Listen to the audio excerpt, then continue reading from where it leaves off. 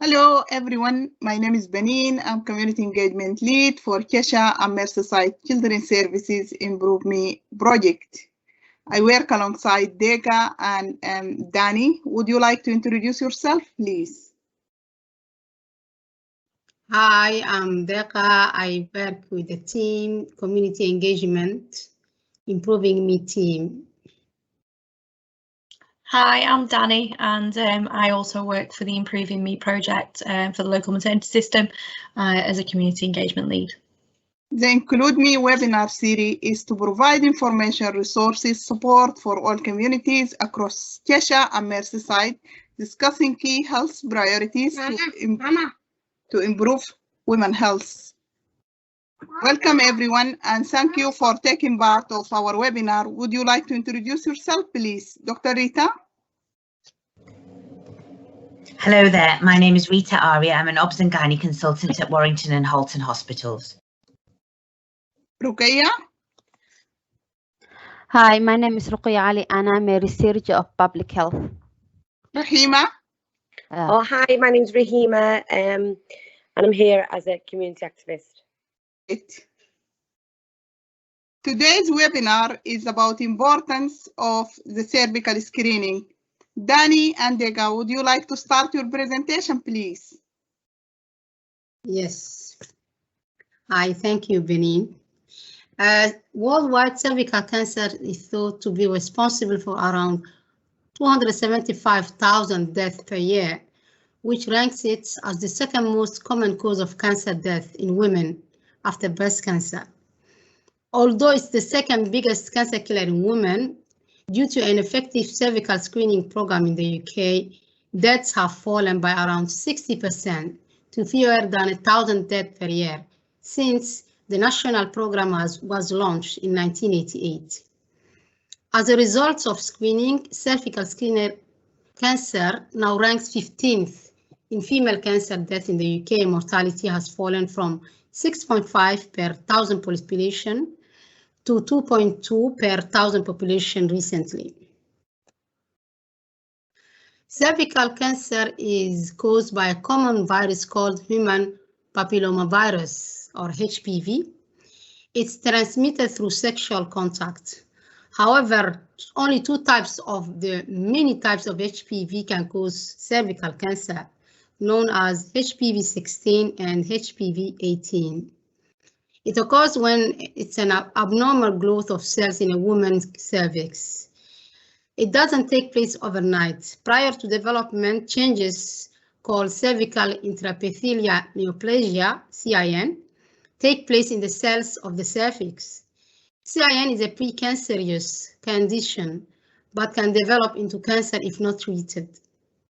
Cancer of the cervix often has no symptoms in its early stages. If there is symptoms, the most common one is abnormal vaginal bleeding, which can occur during or after sex, in between periods, or new bleeding after you have been through the menopause. What is cervical screening? Cervical screening is also known as a smear test. It's a health prevention strategy which identifies and detects cellular changes at an early stage and prevents cervical cancer from developing. It's a method of detecting precancerous changes in the cervix. Spotting those changes and removing abnormal cervical cells can prevent cervical cancer. It's not a test for cancers, but it's a test to help prevent cancer. Who is it for? It's offered to all women aged 25 to 64 years of age.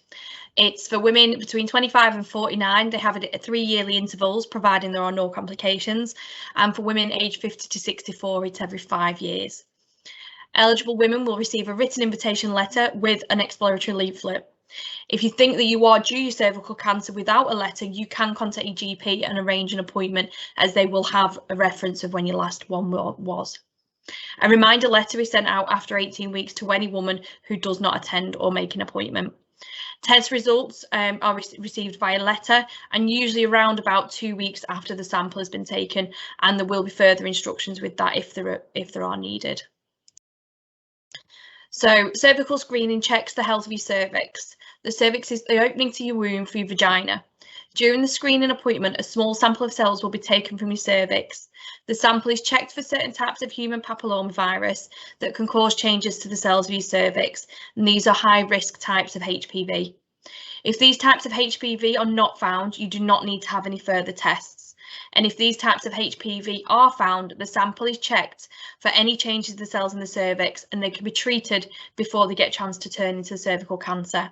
And again, you'll get your results within around 2 weeks. And we have got a little video for you, which just explains exactly how it is done.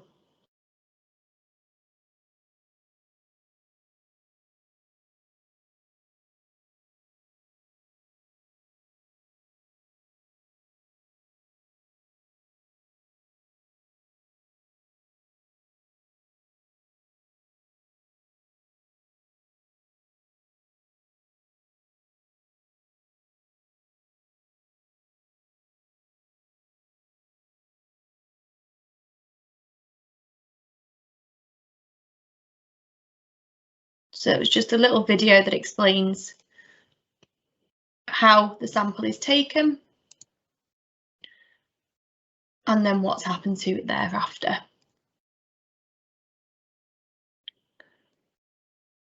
So cervical screening uptake. While uptake had been high in the few years after its establishment, coverage has been declining since 2009.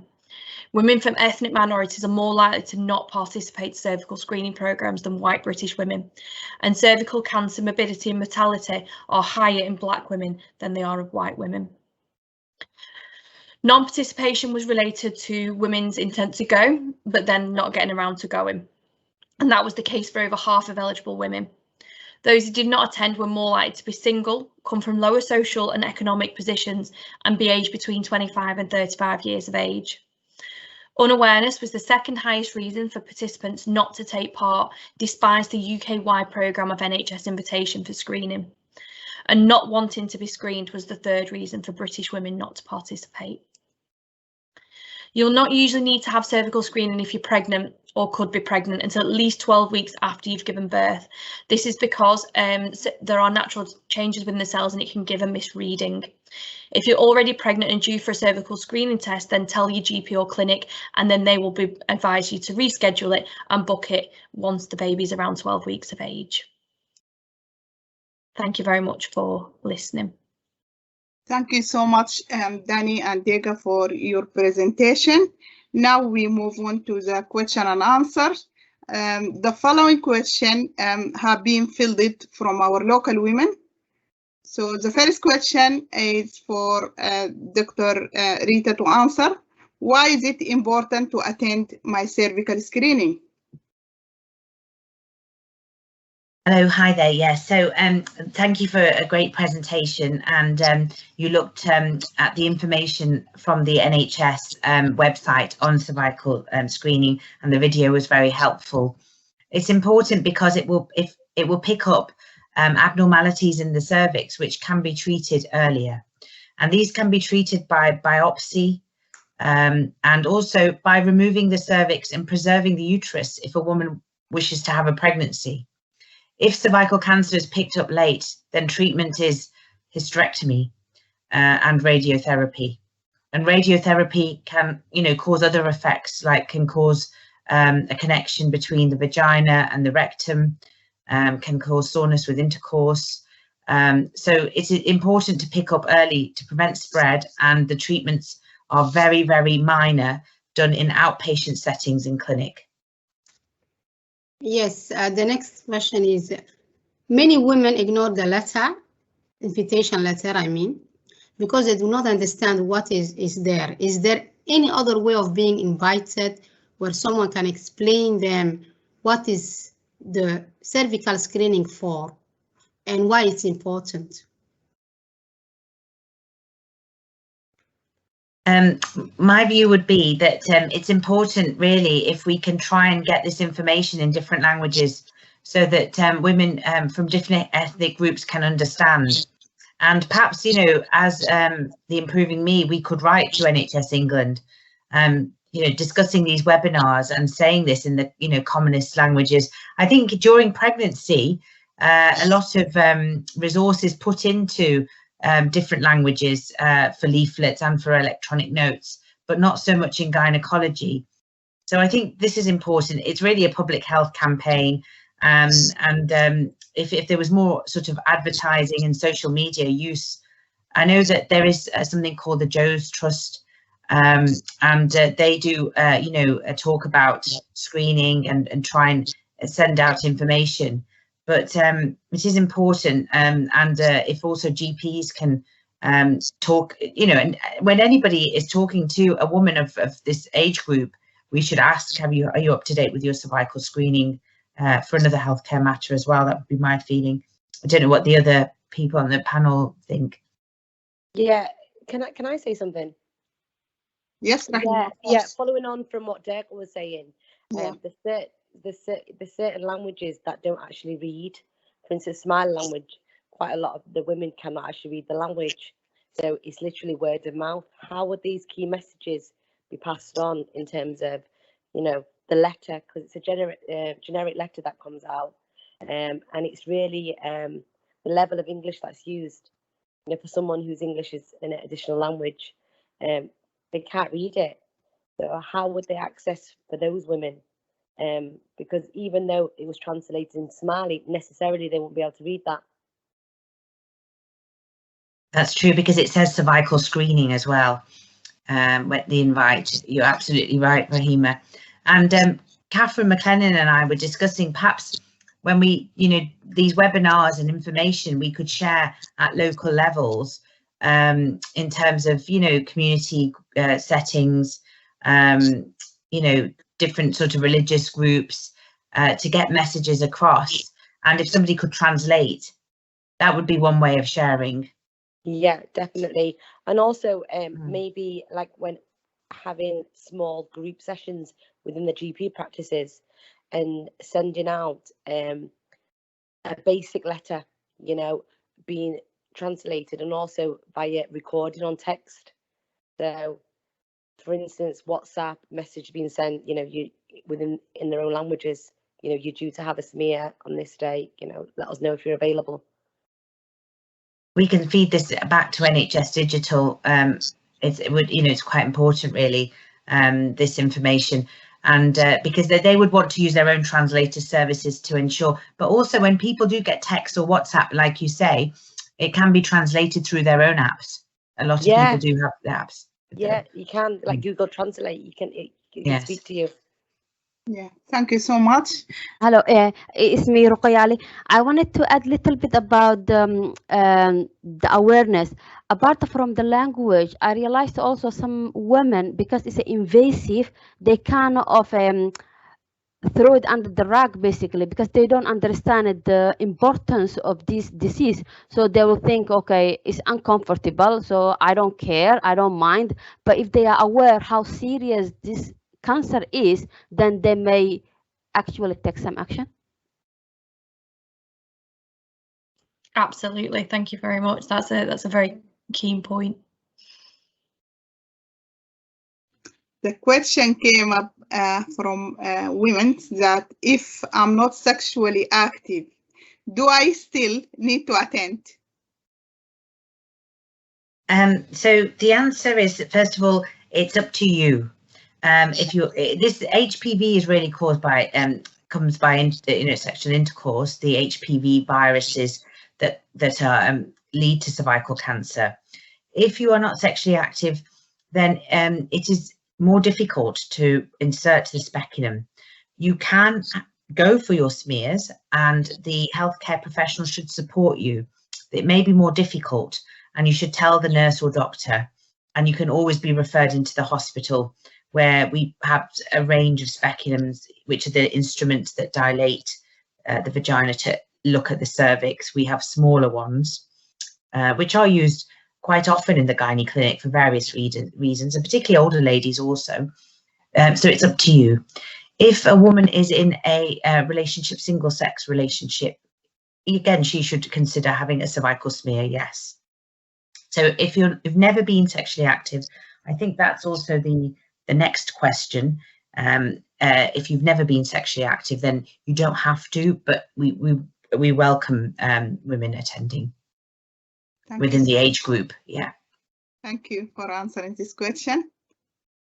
So around that kind of topic, really, one of the things that we're talked about is with certain religions and the virginity side of things, and people are asking, does it, you know, would you classify that it would actually affect their virginity if they were to come, with it being, you know, an invasive procedure? So the hymen is a membrane that is in, you know, at the outside of the vagina. When we start having our first period, the hymen makes a little hole to allow the period to come out. If we use tampons or we have a small speculum, that hole will be bigger. With intercourse, it will be even bigger. But sometimes heavy periods can make that hole, that opening, big. So the loss of virginity is by intercourse, not by a speculum or an examination. But women who have not lost their virginity, these intimate examinations are more uncomfortable, and so therefore they should share that information with the doctor or nurse. And sometimes, you know, women are have anaesthetic or gas and air to have, you know, we will make sure they're comfortable. We would not force this upon a woman who may want a cervical smear, or who may need one and perhaps not been sexually active for quite a few years and later in life. But it doesn't actually affect your virginity in terms of the medical way we look at it, in terms of the hymen, no. Thank you very much. And then the other side of things as well is for if anybody's had FGM performed, does that affect actually being able to take the sample, and can they still attend for the cervical screening? There are 4 kinds of FGM, and usually the 1 and 2 are the most common, and that usually involves cutting of the labia, the skin on the outside, the clitoris, you know, on the outside. So it would not affect if it was, you know, the low grade FGM. But if there has been severe FGM, then again, we have to tell the healthcare professional, and a smaller speculum can be used. But women who've had FGM must attend also for cervical screening. Thank you. Thank you. Thank you so much. So one of the things that was mentioned, and this has been a kind of a topic that we've just really discussed a little bit, is around the letters that have been received. So when the letters are actually received for the results, they can be very, very clinical, and a lot of the time can be missing understanding of what the next steps are. Is there any way that somebody can take this letter to speak to anybody, or a way of being able to have the discussions around next steps and what the results were? Usually the letters say that your cervical smear is negative, but by saying negative, that doesn't, it's not clear. Really what we should say was normal, and you don't need to have another smear for 3 years or 5 years if you're over the age of 50. Obviously we can ask the GPs and nurses, and again, when I'm happy if you want, Danny and Deccan, Keely, that what we do, we can basically we can email NHS England and say, we've run this webinar, we would like more information in different languages, and we would like the letter for invitation and for the result to be made clearer. Why don't we do that with Catherine's help? Let's do that as an action. Yeah, that's really good idea, because some people complaining a lot about the letters that are not clear. So it will be very useful for you to do that. And to say that this has come from the users, the women, that they don't understand. They don't understand the letter. Even those who can understand English, they said the language is so complicated. Yes. And I think we have Wahiba now joined. Do we have any more questions, Danny and Deka? There was just the one action which kind of Rita's already touched on, which is amazing, is, you know, some of the things that we can do around the webinars and the actions that we can take. And one of the actions that we were going to propose to everybody on this call, and anybody who's watching the webinar, I suppose, is that can we set up some awareness sessions? Can GPs invite women from communities to have a, you know, an education session around what cervical screening is, the importance, and what results mean? So, you know, we can all take that as an action really, and say, let's move this forward and see what we can do to increase awareness in communities that are really, you know, not attending at the moment. Thank you.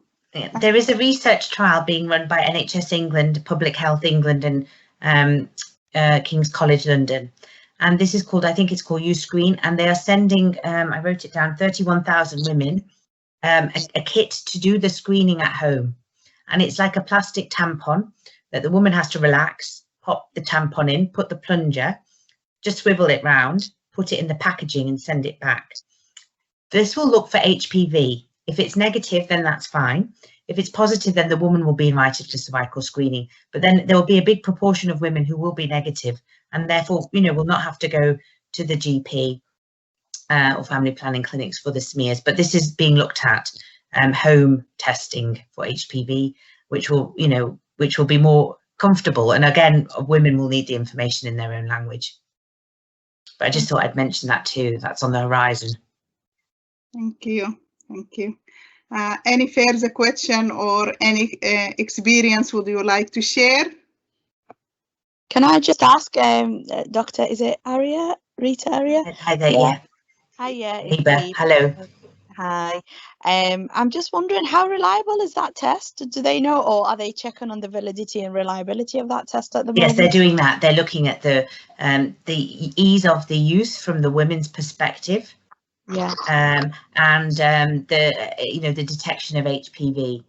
But if you're HPV negative and you don't have symptoms of bleeding in between the periods or bleeding after intercourse, then this will be a way of just testing at home every few years. That's for quite a majority of women. Yeah, that's really good news. I don't know what's already been covered, to be honest, but one of the things I wanted to say is a lot of women don't actually understand what HPV is, and I know there's a lot of variations, aren't there? I don't know if, you know, it would be useful to kind of raise awareness with. Yeah. So HPV is human papilloma virus, like a wart, a virus that causes warts, and they're different kinds, and they've all got numbers. Yeah. And I think like number 16, number 31, number 33, these are associated with cervical changes. Also, the other thing we didn't mention is that nowadays younger girls have vaccines. They're offered vaccination, aren't they, against HPV when they're in the secondary school, and we should be encouraging the parents to think about how, you know, allowing their daughters to they have to give consent because they're under 16, the parents or guardians, and they shouldn't think of it as a, you know, this is for the future of the young lady. It doesn't mean that she's sexually active or going to be sexually active. It's for her future so that she doesn't get the HPV virus. But this is something else, you know, we can mention in the webinar. But HPV is a virus which is associated with cervical cancer, some of the strains. I think people also need an awareness about this vaccination, because I heard a lot about it, and people think I will not allow my daughter to have this because this will affect the fertility of in the future. She might not have children. So a lot of people are complaining and they refuse to take the vaccine. Yes, because the parents have to give consent for the children. You have to do it at that age. And it doesn't mean that it will affect the daughter's periods, or obviously it won't affect her relationships, and it won't affect her fertility. So, you know, we have to reassure it prevents development of the vaccine, which you can get from intercourse with a you know, gentleman who may be carrying it. Yeah, that's why we need an awareness for this. Yes. Yes. Yeah. The only thing with the cervical screening is when you do get a positive result, and not necessarily kind of there's any signs of cancer, but they don't actually tell you what strain, because as you've said, as you've pointed, there are certain strains 13, 16 and so on and so forth. They don't actually give you the results to say this was found. They just, yes, it could be a mixture, and it doesn't really matter in terms of, you know, clinically how the lady is managed with her smears or treated. It's more, that's more kind of an academic thing. So the actual strain, it doesn't matter really. It's like when we're now testing for COVID, you know, obviously we know the different strains. They are looking at, for example, the Indian strain currently, they were looking at but, you know, if your PCR test is positive, it's positive. So, it doesn't really matter which strain has caused it. The vaccination that's given to young ladies does work against all the strains. Yeah, no, sorry, I didn't mean about the vaccination. Yeah, no, that's totally understandable. What I mean is when ladies have an abnormal result and then they're asked to be called in a year later to have a repeat, you're kind of living on the edge because you don't actually know if you have a strain that is at risk of the cervical cancer. Yeah, so yeah, I understand what you're saying. Yeah. So when you have an abnormal smear, then this is basically dysplasia, which is abnormal cells, and they're different grades, mild, moderate, severe. And then you will be asked to go to a special clinic, usually in hospitals, called colposcopy clinic. Colposcopy, colpo is the word for cervix, the neck of the womb where the smear is taken from, and oscopy means looking at. So the cervix is looked at under a microscope, magnifying microscope, and with certain dyes, and they look at the abnormal areas on the cervix and they can take biopsies. Sometimes the biopsy doesn't match the smear, so the biopsy can be normal, but the smears come back abnormal, and the biopsy is more accurate. Sometimes ladies have got smears that have shown abnormal cells on, but when they go to colposcopy, the cervix is normal. But it's important, if your smear is abnormal, then to be, to attend the specialist clinic. Lots of these clinics are run by nurses, actually, in hospital settings, some by doctors, but by nurses. The other few things that, if you don't mind me saying, is about cervical screening in pregnancy. In pregnancy, you can get false results, so it's best to defer your cervical smear until after you're pregnant, a few months after pregnancy. The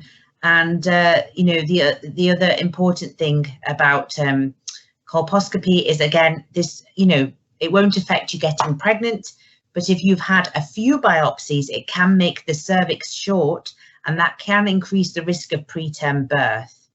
So if a lady's had 2 biopsies or more, nationally in England and Wales, we screen the woman during pregnancy for preterm birth by doing an ultrasound scan to measure the length of her cervix.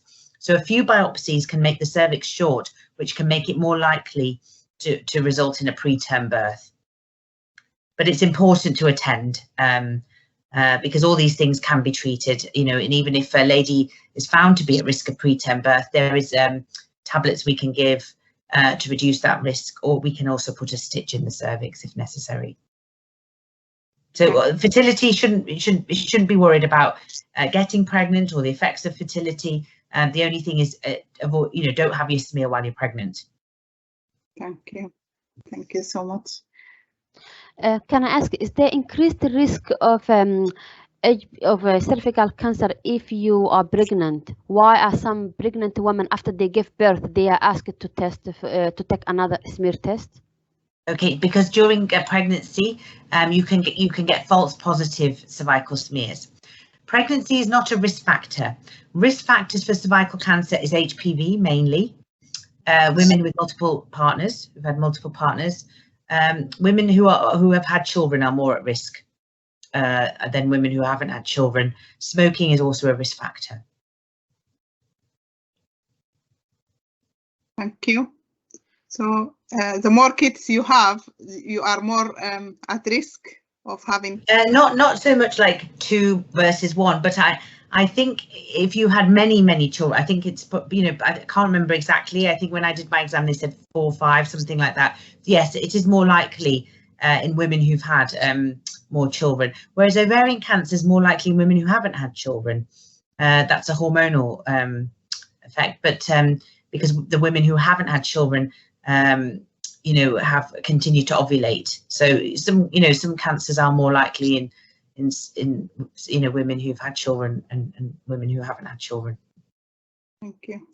That's very clear. Any question or any experience would you like to share? Anybody else?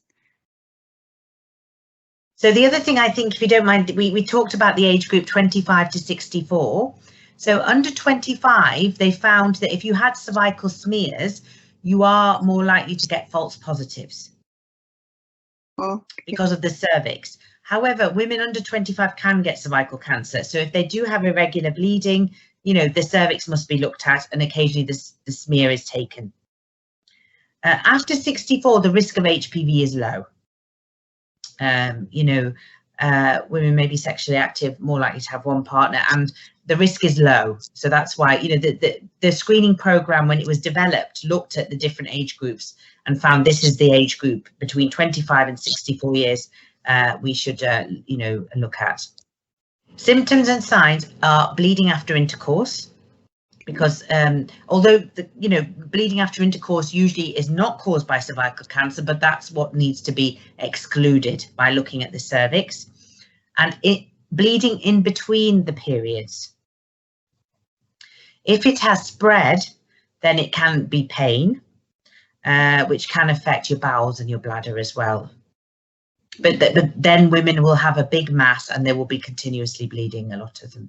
But irregular bleeding and bleeding after intercourse, these are the this needs to be investigated. Okay, thank you. Dega? Yes, I had a question regarding, you know, some of the, you know, the young girls who have had their HPV vaccine. When they reach the age of 20, 21, 25, they think that they have already had their vaccine and they are protected. So is it they still need to attend, or they are protected as they think? Yes, a vaccination is not 100%, as we know. With flu, you can still get the, you know, you can still get the illness. So HPV vaccination is not 100% effective. They must still definitely go for cervical screening. HPV is associated with, strongly associated with cervical cancer, but you can still get cervical cancer without HPV. So they must definitely attend. Thank you. Wahiba? Can I just also ask, I know you said with below the age of 25, there's less likelihood of, there's more likelihood of false positives, but if those girls, because usually we always think childbearing age is older than that, than 25, but if they've started their family much more younger, then do we kind of push that age? Should we be advising them? No, it's not the age you started having children. It's the development of the cervix. So it's more likely you'll get false positives in women who've had children or not had children before 25. But if they have irregular bleeding, then their cervix has to be looked at. And if it looks abnormal, we would do a smear. Okay, thank you. Thank you. Rukaya? Yes, I wanted to add a comment about less than 25-year-old who have got a false positive. Since they cannot be tested really, smear test, and I've read a symptom that was not in the list and it's not common symptom. I thought maybe it will be helpful. It says there's a vaginal pain or discomfort during intimacy could be a symptom of cervical cancer, and you need to check it. So since 25 under 25 who are sexually active, maybe if they experience, maybe there's a sign to go for more.